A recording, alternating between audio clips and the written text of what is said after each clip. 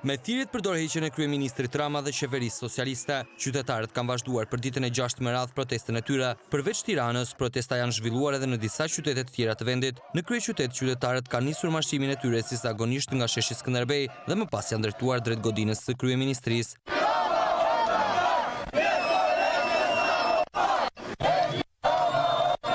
Oratorë të ndryshëm kanë kërkuar dorëheqjen e kryeministrit Edi Rama dhe qeverisë socialiste.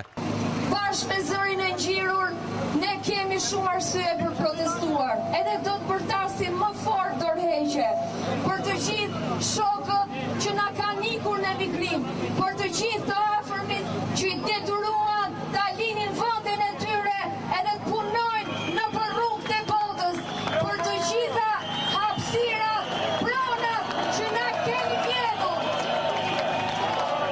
Na kanë mashtruar, na kanë vjedhur dhe na kanë grabitur edhe imagjinatën se mund të ketë një Shqipëri tjetër.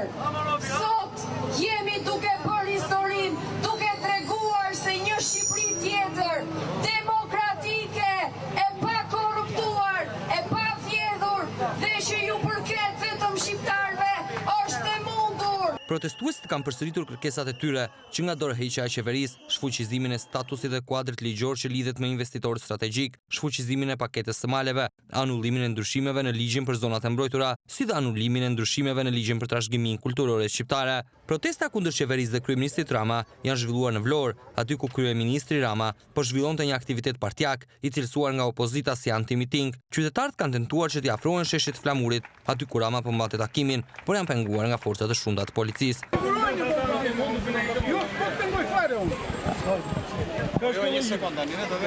Nuk ka logjik kjo.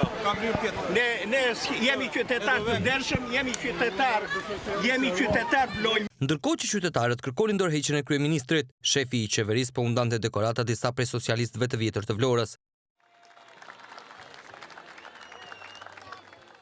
Më pas Rama ka vijuar takimin në sheshin e Flamurit, i cili ishte i mbushur me punonjës të administratës së shtetit, jo vetëm të Vlorës, por edhe të rrethave të tjera të vendit, përfshirë Tiranën. Në momentin që kryeministri ka dalë për të marrë fjalën, një qytetare i ka kërkuar që t'i japë dorëheqjen, por është larguar menjëherë nga garda.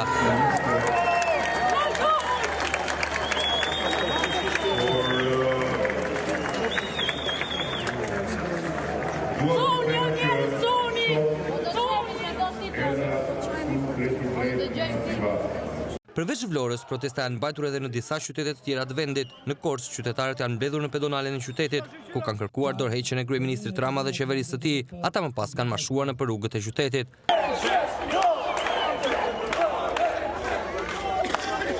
Edhe në Durrës, qytetarët janë mbledhur dhe kanë marshuar në rrugët e qytetit deri tek zona e Velierës, me thirrjet për dorëheqjen e kryeministrit Rama dhe kabinetit të tij.